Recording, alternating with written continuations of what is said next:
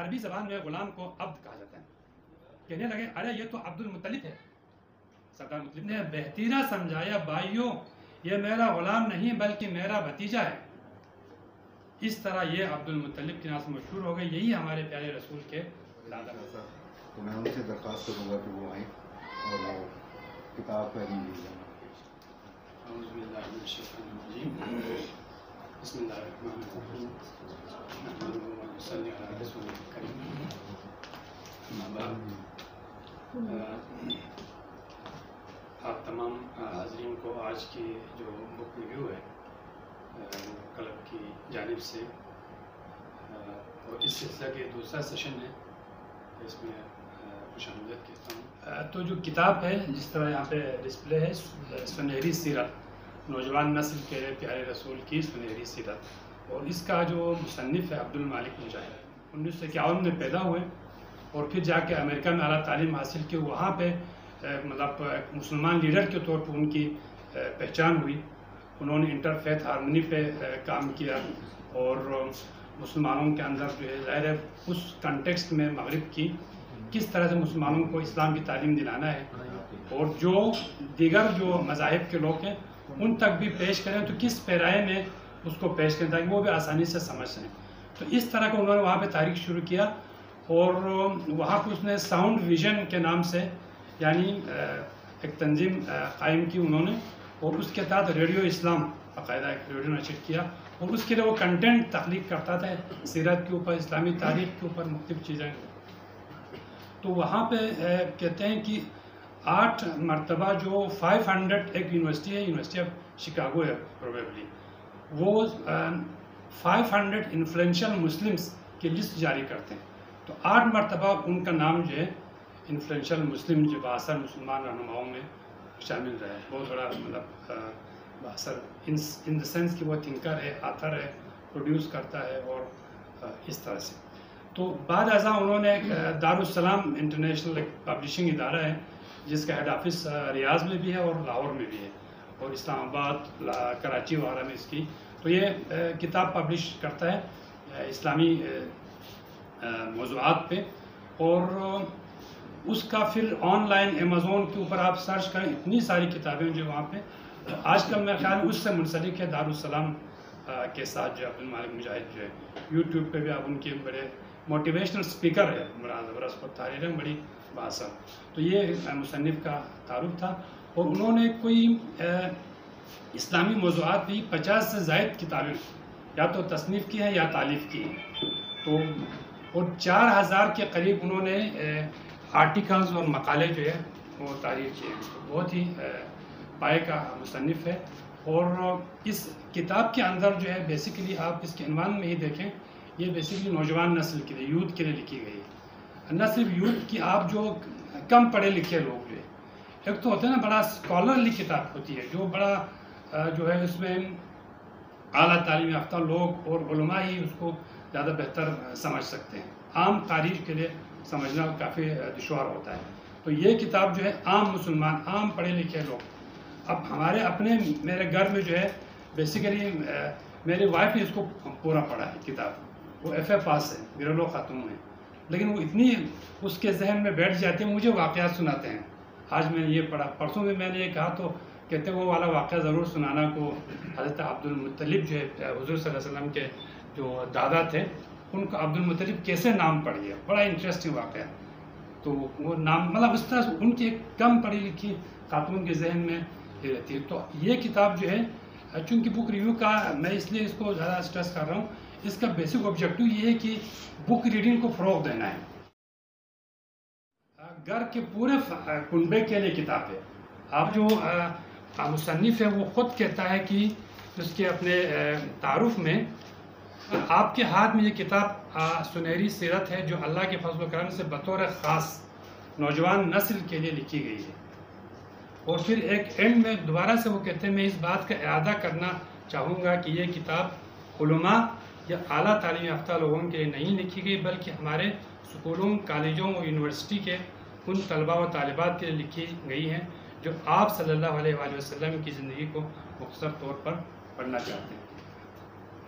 اور دوسرا اس میں یہ کتاب کی خوبی ہے آپ کتاب کہیں سے بھی اٹھا لیں، ایسے گردانی کریں، کہیں سے بھی کوئی واقعہ پڑھنا شروع کر دیں تو وہی آپ کا مطلب ایک اس طرح سے آپ سیرت کی کسی ایک پہلو پہ جو نا مکمل طور پہ عبور حاصل کر سکتے ہیں۔ تو مجموعی طور پہ دیکھا جائے تو کتاب میں حضور صلی اللہ علیہ وسلم کی جو ان کے خاندان یعنی ان کی پیدائش سے پہلے جو ان کا خاندانی پس منظر ہے وہاں سے لے کے تمام تر ان کی حیات طیبہ کے جو پہلو ہیں ان کو کور کیا گیا، اور آخر میں آپ کی حجۃ الوداع ہے، پھر آپ کی وفات، اور آخر میں آپ کے اولیاء مبارک تک جو ہے، یعنی ایک طرح سے کمپلیٹ کتاب ہے، کافی ضخیم جو ہے اس کی مطلب اس کا ہے، کوئی صفحات ہے اس کے 502 صفحات ہیں، تو یعنی یہی ایک کتاب پڑھ کے جو ہے آپ سیرت نبی کی تمام پہلو پر جو ہے آپ نالج حاصل کر سکتے ہیں۔ اور اس لیے بھی ضروری ہے، دیکھیں ہم مسلمان ہیں، ہم اللہ کو مانتے، ایک نبی کے ماننے والے، آگے جا کے ہوتے ہیں نا، نبی تک تو مطلب متفق رہے، تو ہم اس کے سیرت کا مطلب نام کا گن بھی گاتے ہیں، لیکن ہمیں ان کی سیرت کی نالج نہیں ہوتی کما جو ہونی چاہیے۔ اگر کوئی آپ سے کوئی غیر مسلم یا کوئی پوچھیں تو ہم میں سے بہت کم لوگ ایسے ہوں گے جو حضور کی زندگی کے تمام پہلوؤں کے بارے میں یا بہت سے اہم واقعات کے بارے میں کوئی بیان کر سکیں، تو لہٰذا سیرت کی ایک کتاب جو ہے یہ میں ریکمینڈ کروں گا، اور بے شمار ہزاروں کے حساب سیرت النبی کے اوپر کتابیں لکھی گئی ہیں، تو اس میں سے کم ایک دو کتاب میں لازمی ہونا چاہیے جو گھر کے ہر کوئی اس کو پڑھ لے۔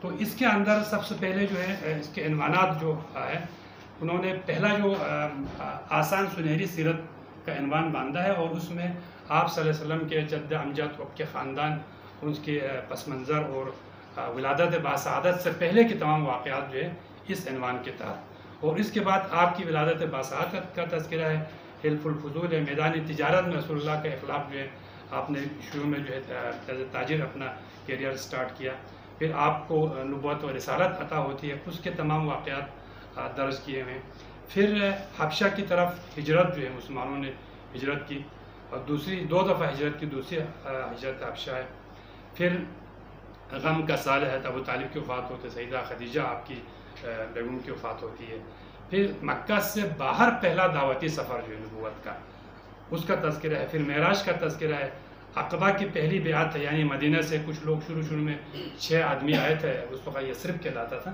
مدینہ کا نام جو ہے، تو پہلے 6 آدمیوں نے وادی عقبہ ایک مقام ہے مکہ میں وہاں پہ بیعت کی، دوسری مرتبہ 12 لوگ تھے غالباً انہوں نے بیعت کی، پھر ہجرت مدینہ کے لیے راہ ہموار ہو گئی، تو اس کا بارے میں ہے، اور اس کے بعد غزوات کا سلسلہ شروع ہوا، پہلا غزوہ جو ہے غزوہ بدر جو ہے، اور اس کے بعد غزوہ بنو سلیم ہے، غزوہ بنو قینقاع، غزوہ سبیق، بے شمار غزوے ایسے ہیں جن کا ہمیں نام بھی نہیں پتہ، ہم تو صرف جانتے ہیں غزوہ بدر، احد اور خندق، اور آگے جا کے خیبر وغیرہ جو ہے، پھر سریہ زید بن حارثہ ہے، تو تمام غزوات احد کے واقعات ہیں، بدر دوم بھی ایک ہوا ہے مطلب اس طرح کا، غزوہ دومۃ الجندل یعنی غزوہ خندق آ گیا، تو وہ تمام جو ہے اس کا تذکرہ، پھر صلح حدیبیہ جو ہے اہل مکہ کے ساتھ، پھر دنیا کے دیگر جو حکمران اس وقت عالم اسلام کے ساتھ جو ہے رومی سلطنت جو ہے سب سے بڑی سلطنت تھی عیسائیوں کی،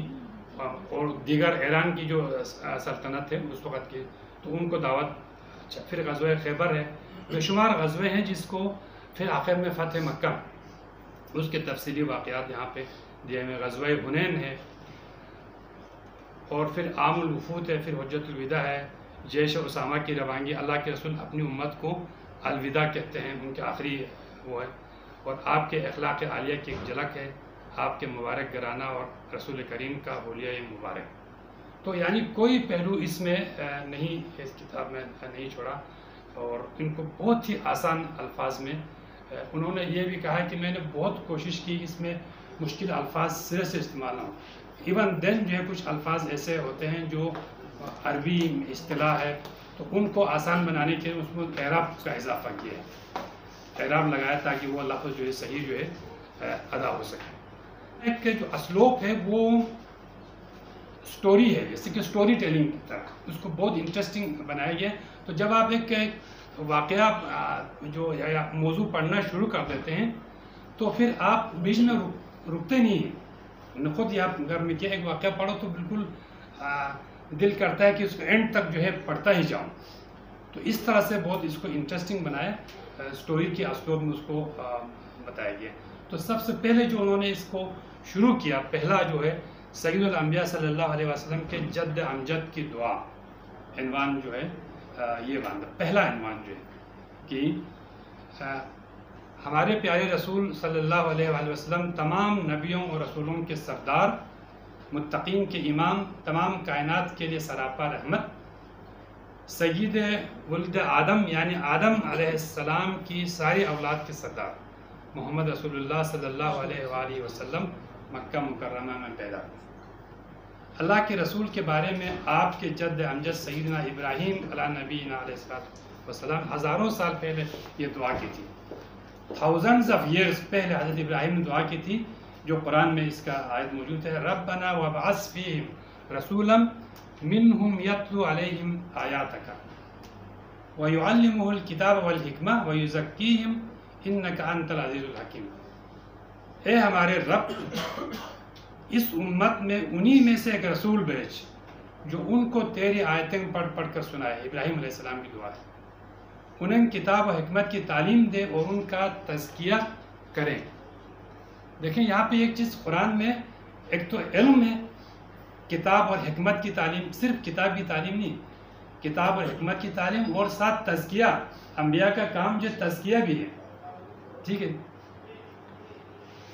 بے شک تو ہی سب پر غالب اور بڑی حکمت والا ہے۔ تو بیسیکلی نبی پاک صلی اللہ علیہ وسلم کی ولادت باسعادت جو ہے حضرت ابراہیم علیہ السلام کی دعا کے نتیجے میں، اسی لیے مسلمانوں کو ہمیں جو ہے ملت ابراہیم بھی کہا جاتا ہے۔ ایون عیسائی بھی جو ہے نا، میں یو ایس میں تھا تو ہمارے کسی وہاں ڈاکٹر نے کہا وی آر اچھا مطلب ملت ابراہیم کا جو ہے اس کو خاص ٹرم یوز کیا، تو کہتا ہے یہ تو ہم بھی کرتے ہیں۔ تو بیسیکلی یہ چیز انڈرسٹینڈنگ ہوئی کہ چونکہ جو عیسائی ہے اور مسلمان دونوں جو ہے وہ دعویٰ کرتے ہیں کہ ہم ملت ابراہیم۔ میں یہاں پہ کچھ بطور تبرک جو ہے کچھ اقتباسات جو ہے آپ سے شیئر کرنا چاہوں گا کتاب سے، تاکہ ایک تو اس کتاب کی اسلوب کا پتہ چلے، کتنا انٹرسٹنگ اور سادہ فہم انداز میں سیرت کے پہلو پیش کیے ہیں، اور دوسرا جو ہے ربیع الاول کا مہینہ ہے تو ہمیں اس کی سیرت سے کچھ آگہی بھی حاصل ہو۔ اور پھر میں نے کچھ ایسے، کیونکہ پوری کتاب میں سمجھ میں نہیں آتا کون سا صفحے سے کوئی پیرا پیش کروں، پھر ذہن میں آیا کہ چونکہ ہم سب چونکہ پہلی جماعت سے لے کے اسلامیات پڑھتے رہے، دینیات، تو بہت سے واقعات تو ہم سب کو پتہ ہی ہے، مطلب ٹھیک ہے جی۔ تو کچھ ایسے گوشہ پہلو جو ہو سکتا ہے لوگوں کو اتنا زیادہ پتہ نہ ہو، تو کوشش یہ کی ہے کچھ ایسی یونیک جو پہلو جو ہے وہ اس میں پیش کریں۔ مثال کے طور پہ اس کے صفحہ 38 میں یہاں پہ لکھا ہے، ہم پڑھ چکے ہیں کہ سردار عبد المطلب نے زمزم کے کنویں کی کھدائی کی تھی۔ کافی عرصے زمزم کا کنویں بند پڑا تھا تو انہوں نے اس کی کھدائی شروع کی تاکہ وہاں پانی آ جائے۔ اس وقت ان کا ایک ہی بیٹا تھا جس کا نام حارث تھا، حضرت عبد المطلب کا، یعنی حضور صلی اللہ علیہ وسلم کے جو دادا ہیں۔ زمزم کی کھدائی کے وقت ہی زمزم کی کھدائی کے وقت ہی وہی ان کے ساتھ تھا، حارث جو ان کا بیٹا۔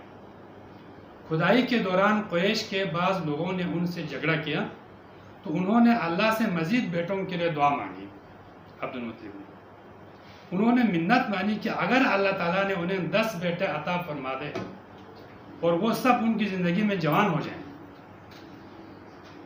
تو وہ ان میں سے ایک کو اللہ کی راہ میں قربان کر دیں گے۔ اگر 10 بیٹے عطا ہو جائے تو ان کی مراد پوری ہو جاتی ہے۔ اللہ نے ان کو 10 بیٹے عطا فرمائے، سارے ہی بڑے خوبصورت، تندرست، جوان اور اپنے والد کا ہاتھ بٹانے والے بن گئے۔ اب ان میں سے کس کو اللہ کے نام پر ذبح کیا جائے؟ Question mark. اس مقصد کے لیے قرآن اندازی کی گئی تو قرآن سردار عبداللہ کے نام کے ساتھ کیے ہوئے وعدے کے مطابق عبد المطلب انہیں قربان کرنے کے لیے بیت اللہ شریف کے قریب آئے تو سردار عبداللہ کے بھائی اور ماموں رکاوٹ بن گئے۔ انہوں نے کہا اس خوبصورت نوجوان کو ذبح نہ کریں بلکہ اپنی منت پوری کرنے کا کوئی دوسرا طریقہ سوچ لیں۔ سوچ و بچار اور عقل مند لوگوں سے مشورے کے بعد فیصلہ یہ ہوا کہ اللہ تعالیٰ کو راضی کرنے کے لیے ان کے بدلے میں 100 اونٹ ذبح کر دیے جائیں عبداللہ کے بدلے میں۔ چنانچہ آپ صلی اللہ علیہ وآلہ وسلم کے دادا سردار عبد المطلب نے اس روز 100 اونٹ ذبح کیے اور ان کا گوشت مکہ کے رہنے والوں میں تقسیم کر دیا۔ اسی لیے اللہ کے رسول کو 2 ذبیحوں کی اولاد کہا جاتا ہے۔ ایک ذبیح تو سیدنا اسماعیل علیہ السلام تھے، جن کے گلے پر ان کے والد سیدنا ابراہیم علیہ السلام نے چھری چلائی تھی، مگر اللہ نے انہیں بچا لیا اور ان کی جگہ ایک مینڈا بھیج دیا جو ذبح کر دیا گیا۔ اور دوسرے سردار عبداللہ تھے، انہیں بھی اللہ تعالیٰ نے بچا لیا اور ان کی طرف سے 100 اونٹوں کا فدیہ ادا کیا۔ اسی طرح حضرت علی بن ابی طالب علیہ السلام جو ہے حضور کی کفالت میں تھے، وہ کس طرح ایسا واقعہ پیش آیا۔ صفحہ 60 کے اوپر مصنف لکھتے ہیں، اللہ کے رسول کے چچا سردار ابو طالب آپ سے بے حد محبت کرتے، انہوں نے بچپن میں آپ کی پرورش کی تھی۔ مالی حالت بہت اچھی نہ تھی، مکہ میں عطریات کا کاروبار کرتے تھے۔ اللہ کے رسول نے سوچا کیوں نہ ان کی مدد کی جائے۔ آپ نے اپنے چچا سردار عباس بن عبد المطلب سے بات کی، یہ مکہ کے امیر تاجروں میں سے تھے۔ اللہ کے رسول ان سے مشورہ کرتے ہیں کہ کیوں نہ ہم سردار ابو طالب کی مدد کریں۔ انہوں نے پوچھا وہ کیسے؟ عباس بن مطلب، آپ نے ارشاد فرمایا سردار ابو طالب کے ایک بیٹے کو آپ اپنے گھر لے جائیں اور ایک بیٹے کو میں اپنے گھر لے جاتا ہوں تاکہ ان کے اخراجات ہم برداشت کریں گے، اس طرح چچا ابو طالب کا بوجھ کم ہو جائے گا۔ سردار عباس نے آپ صلی اللہ علیہ وسلم کی بات قبول کر لی۔ سردار ابو طالب سے بات ہوئی تو انہوں نے کہا، ان کے 3 بیٹے تھے، کہتے ہیں عقیل کو میرے پاس چھوڑ دیں اور باقی جیسا تمہاری مرضی۔ چنانچہ سیدنا جعفر کو سیدنا عباس لے آئے، ابو طالب کے بیٹے جو جعفر کو، اور سب سے چھوٹے بیٹے سیدنا علی علیہ السلام کو آپ صلی اللہ علیہ وسلم اپنے گھر لے آئے۔ اب یہ جتنے بھی واقعات ہیں مصنف نے بڑا ریسرچ کیا اور جو انتہائی ماخذ ہے مطلب اسلامی تاریخ کے، ان کو باقاعدہ ادھر جہاں جہاں اس طرح کے پیراس ہیں نیچے کتاب بھی لکھ دیا ہے، سیرت النبویہ ابن حشام، الکامل فی التاریخ ابن اسیر، یہ 2 کتابوں میں جو ہے جو ماخذ ہیں ان میں تذکرہ ہے۔ کتاب کی خوبی یہ بھی ہے، یعنی جتنے بھی یہاں پہ واقعات سیرت کے حوالے سے درج ہیں بڑا اتھینٹک حتی الامکان کوشش کی، ان کتابوں کو ادھر ہی نام دیا نیچے بریکٹ میں جو ہے نا، مطلب آبا و اجداد تھے ان کے حوالے سے بات کرتے ہیں۔ آپ نے سنا ہوا ہاشم تھے، قصہ تھے، عبد المناف تھے، مختلف۔ تو سردار ہاشم تھے، ان کے ایک بھائی کا نام سردار مطلب تھا، یہ حضور کے دادا نہیں۔ پاکستان میں سیاسی طور پہ 2 بڑے خاندان آئے، بنو امیہ اور بنی ہاشم جو جن کی بڑی سیاسی رقابتیں بھی رہی۔ تو سردار ہاشم کے ایک بھائی کا نام سردار مطلب تھا۔ اچھا، پھر یہاں پہ ایک لڑکا ہے جو شیبہ اس کی عمر ہے، جو سردار جو ہاشم کے کوئی مدینہ میں ان کے رشتہ دار تھے تو مدینہ میں پیدا ہوئے اور وہ وفات پائے تو وہ لڑکا وہیں پہ رہ گیا، لفظ شیبہ جو ہے۔ جب شیبہ کی عمر 8 سال کی ہوئی تو مطلب کو پتہ چلا کہ ان کا بھتیجا یثرب میں پرورش پا رہا ہے۔ مطلب جو سردار تھے ہاشم کے بھائی، تو ان کا بھتیجا جو ان کو پتہ چلا کہ یثرب میں پرورش پا رہا ہے۔ خون نے جوش مارا اور بھتیجے کو دیکھنے کا ارادہ کر لیا۔ اونٹنی پر بیٹھے اور یثرب جا پہنچے سردار مطلب جو یثرب میں شیبہ کی والدہ سے ملے اور بڑے اصرار کے بعد والدہ کی اجازت سے اسے مکہ لے آئے۔ جب مکہ میں داخل ہوئے تو لوگوں نے دیکھا کہ سردار مطلب کے اونٹ پر ایک 8 سال کا بچہ بیٹھا ہے، 8 سال کا بچہ بیٹھا ہے۔ انہوں نے سمجھا کہ یہ لڑکا مطلب کا غلام ہے۔ عربی زبان میں غلام کو عبد کہا جاتا ہے۔ کہنے لگے ارے یہ تو عبد المطلب ہے، سردار مطلب کا جو ہے نوکر غلام ہے، یعنی سردار مطلب کا غلام ہے۔ سردار مطلب نے بہتیرا سمجھایا بھائیوں یہ میرا غلام نہیں بلکہ میرا بھتیجا ہے، مگر لوگ شیبہ کو عبد المطلب ہی کے نام سے پکارتے رہے۔ اس طرح یہ عبد المطلب کے نام سے مشہور ہو گئے، یہی ہمارے پیارے رسول کے دادا مطلب، اس طرح سے بھی نام پڑ جاتا ہے۔ اصل میں ان کا نام تھا شیبہ۔ تو اب میں دوسری وحی کا آپ کو پیش کر رہا تھا. پہلی وحی کو 10 روز گزر گئے تو اللہ کے رسول اس امید پر دوبارہ غار حرا تشریف لے جاتے ہیں کہ ہو سکتا ہے وہی فرشتہ جو پہلی مرتبہ وحی لے کر آیا تھا دوبارہ نظر آ جائے. ایک بیتابی ہو گئی مطلب جبریل امین کو دیکھنے کا. یہ پتہ نہیں تھا کہ کون تھا، مطلب جبریل تھا یا کوئی اور. وہ فرشتہ غار حرا میں تو نظر نہ آیا، آپ غار میں تشریف نظر نہ آیا. البتہ جب آپ گھر واپس آنے لگے تو آپ صلی اللہ علیہ وآلہ وسلم نے اسی فرشتے کو آسمان اور زمین کے درمیان کرسی پر بیٹھا دیکھا. آپ صلی اللہ علیہ وسلم ایک بار پھر گھبرا جاتے ہیں، جلدی سے گھر واپس تشریف لاتے ہیں اور ایک مرتبہ پھر سیدہ خدیجہ رضی اللہ عنہ سے فرماتے ہیں زملونی زملونی، مجھے چادر اڑا دو، مجھے چادر اڑا دو. سیدہ خدیجہ نے آپ پر چادر ڈال دی. آپ لیٹ جاتے ہیں تو جبریل امین پہلی 5 آیات کے بعد دوسری مرتبہ سورہ مدثر کی یہ 5 آیات لے کر نازل ہوتے ہیں گھر میں. یا ایھا المدثر قم فانذر وربک فکبر وثیابک فطہر والرجز فہجر. اے محمد جو کمبل اوڑھے سو رہے ہو، اٹھئے اور لوگوں کو برے انجام سے ڈرائیے، اپنے رب کی بڑائی بیان کیجیے، اپنے کپڑے پاک صاف رکھیے اور بتوں کی نجاست سے دور رہیے. جب یہ وحی نازل ہوتی ہے تو اللہ کے رسول پوری ہمت اور جرأت سے اٹھ کھڑے ہوتے ہیں. آپ کو یقین ہو گیا کہ آپ ایک بہت بڑے مقصد اور اہم کام کے لیے پیدا کیے گئے. آپ پر وحی لانے والا فرشتہ جبریل امین ہے اور جو کتاب آپ پر نازل ہونا شروع ہوئی ہے وہ تمام آسمانی کتابوں کی سردار قرآن کریم کی تیاریوں کے نواز سے ایک پیرا میں آپ کے سامنے رکھتا ہوں. صفحہ 156 پہ مصنف